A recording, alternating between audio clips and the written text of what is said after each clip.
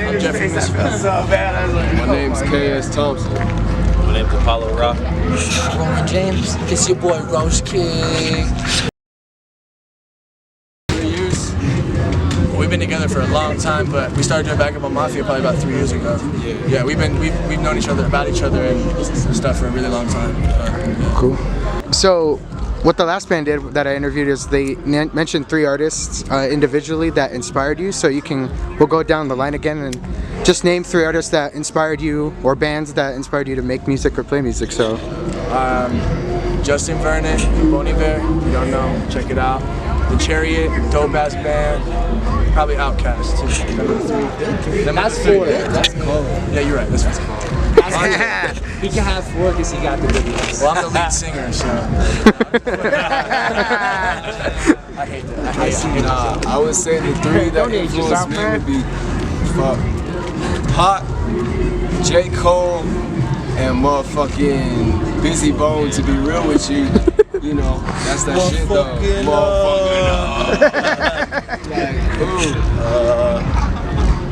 Jay-Z, J. Cole, Ace. I probably have to go with J. Cole for sure, Nick Jenkins, and Kendrick Lamar. Hey, no atmosphere in there, though. J. Cole, Apollo Rock. Stop coming, bro. Get at us. He's a little afraid. Apollo Rock, K.S. Thompson. I'd have to say Missy Elliott. Britney Spears. Those are serious answers. Adele. For real, shouts Adele. Hard. Go on tour with me for real. So, what's the best part about being in a Mexico band? Or like being in Mexico? The green chili. Oh, red! I feel like we have to work harder than everybody else because we're not acknowledged. So that builds strength amongst you and your people that you're doing music with. I think that's something that they can't take away from us, and that's something we were born with. So the heat make you passionate, bro. Straight for up. real. The heat will make you piss the fuck off and fucking up the fuck set. You know what I mean? For real. Straight up. Straight up. I mean, you know, me being from the tropics, the tropical people, I'm cut.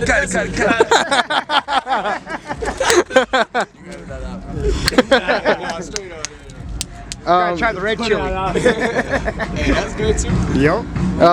What inspired your band name?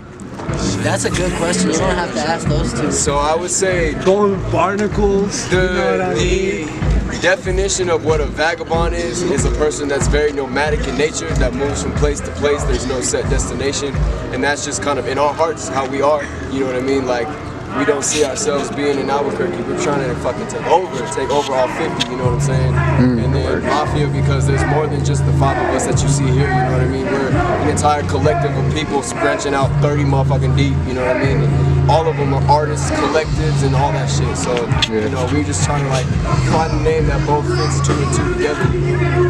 Yeah, I think there's something cool about you know, we just want to make music for people that don't feel included or don't feel a part of something. That's how we can kind of all relate in a way. So when Mafia extends to even just people that are like us, you know, we just want to like make music for those people and give those people a home. People that are weird and different, not accepted. Yeah. Shouts the weirdos for real, bro. These ones over here, these are the weirdos. Look at them. We're weirdos too, Uncle, bro. Look at that weird ass motherfucker. Yeah, weird motherfucker. Own that shit. And that's the most important Fucking shit. yeah. You got that Be big ass yourself. Be yourself. Doesn't matter what anyone's telling what you to be. All day. Be yourself.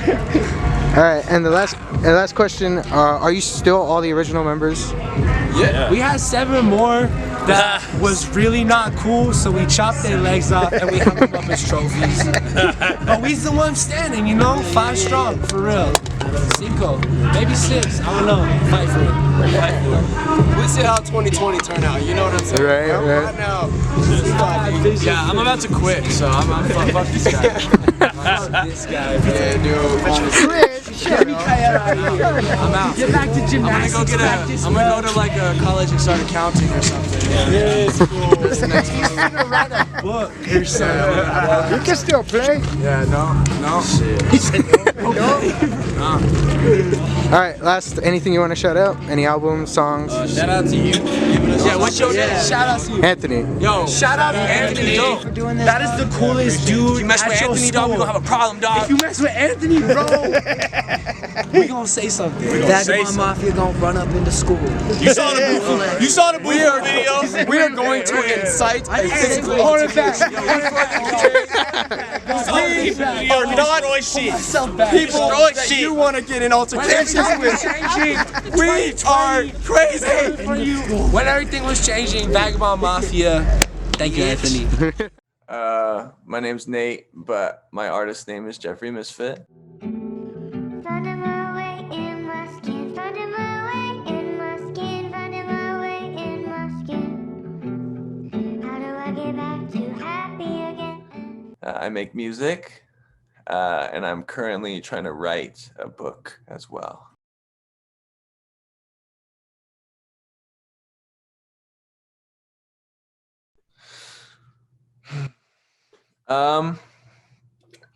Yeah, it was really difficult at first, you know. It kind of became second nature to be able to express that way. But I think in hindsight, it was actually for the better.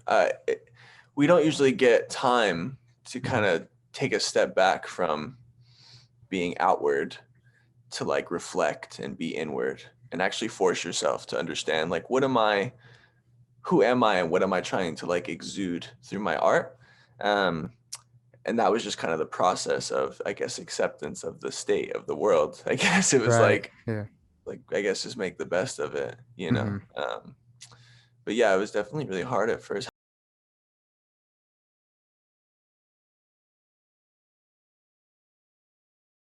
Yeah, I mean, I think that's the way to do it. I think if you're gonna do anything creatively, especially with people who are like, we're all adults now, you know, so we all have like different schedules, and some people have kids and families and all that. And it's so easy to kind of get distracted by the day to day. So I think that it's the way to do it. And, you know, when you make a body of work, it's kind of usually scattered. And so sometimes the idea or the feeling can almost get misconstrued song to song. And I think it's a really cool way to have it be a cohesive idea, you know? It was awesome. We went up with a couple like film crew people. We had a bunch of friends come out, had a bunch of artist people, collaborators. But it actually happened before the pandemic. So we went out, when we came back from that writing camp, a month later, the pandemic started. So we did that, I think, in January. So it was interesting because we like went out to isolate to make a record and then came back to isolation to sit with the record. Right. So that was the only part that was a little, I would rather that not be the case, because we didn't really get to like flesh it out how we would a normal record with videos or what. And we actually did do a video and stuff, but it was a lot of, we had to really like work around some pandemic shit.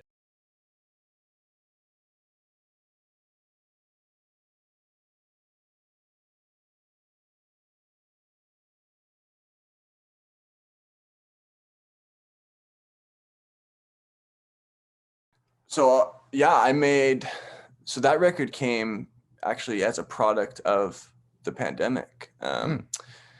And for, I would say about 75% of it, it was just me in a room with my keyboards and my setup and stuff. And then towards the end of the process, I actually brought in my homie Joe, or Roach, and he was also at the other interview, and he helped me mix and master it. But to be honest, that was kind of it was like something that was necessary because I was just kind of stuck at home. And I was like, I need to make some music, and I can't make music in the bigger space of having a bunch of people. So let me just try and like kind of focus in on like, what can I do by myself was kind of the mentality. But yeah, it was cool, man. I liked it.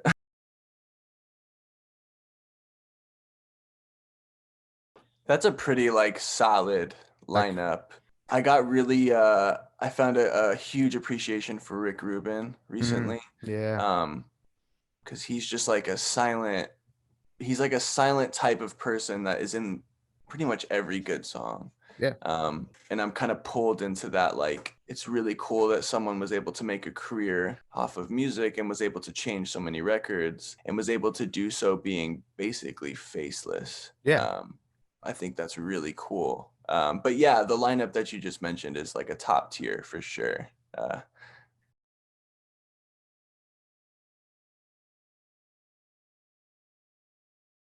Yeah, huge difference. First of all, there's like a climate change, right? So like it's super rainy. It's not as dry. It's a lot grayer out Right. here. The cityscapes are bigger, and you know that nobody like walking down the street is gonna know like a friend of yours. So there's Right. this kind of like you almost operate as a ghost. Mhm. And I thought I would be really kind of afraid of that. But Mhm. actually, I think I'm finding a lot of like peace in that because you Mhm. can just kind of operate and you don't have to worry about, oh, am I going to run into someone or blah, blah, blah, blah. It's like the true definition of like a fresh start for me. Right. Yeah, when we were driving to Seattle, I remember that like almost euphoric feeling. And I Mhm. was like, wow, I'm, I guess to like make sense of that, like before we left, a friend of mine had asked, how are you not having like existential dread? Mhm. How are you not like having existential dread about this move? And I thought about it for a second and I was like, I think honestly, if I was staying, I might have more existential dread because I think the act of moving has given trajectory to my Mhm. life. Yeah, and I have no disdain with Albuquerque at all. I Mhm. think it's where I come from. It's like my Right. blood, Yeah. but the act of, no, I'm gonna like take control of my surroundings. I'm gonna take control of my life, if only just for a second, and pursue and have a real, genuine attempt at forward motion Mhm. has been the greatest thing. I've been in such good spirits. I've been so optimistic and so eager to explore. Mhm. There's a lot less crime, as far as I know. Yeah, I'm You pretty know, sure.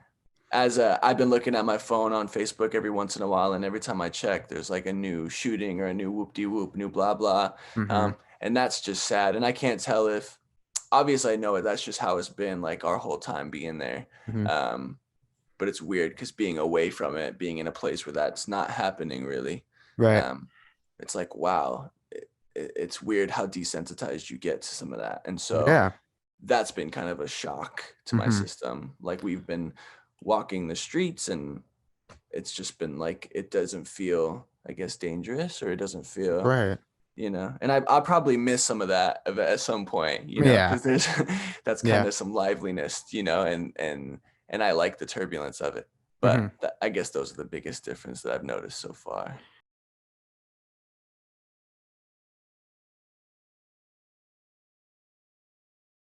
So externally, there was a lot going on in my life at that time. Mhm. To speak a little bit more like oblivious, there was just like some family trauma that I was dealing with. There was obviously the pandemic. There was the nature of isolation and all of that.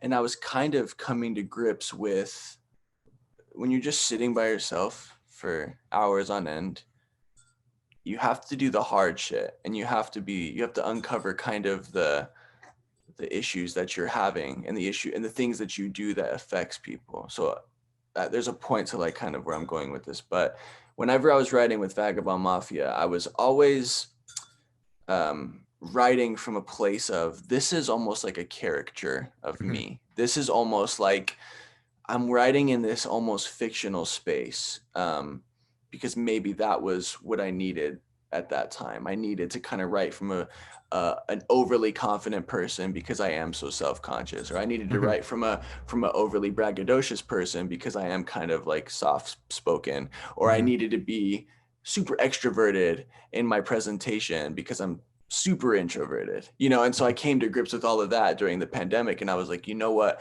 let me shed all of that. Let me shed the character and if I'm just left with me, what is that? And do I need to rhyme, and do I need to rap every verse, or do I need to does everything need to make sense to the audience? I say no. Right. Um And so it was a huge, I mean, in the first song, there's this character, he's talking about like, oh, like Jeffrey Misfit, whatever. He's like talking his mess about me. And he's like, what's your name? Jeffrey Misfit. And I'm like, it doesn't matter what you call me. And that's kind of the only moment of the record that's this braggadocious thing.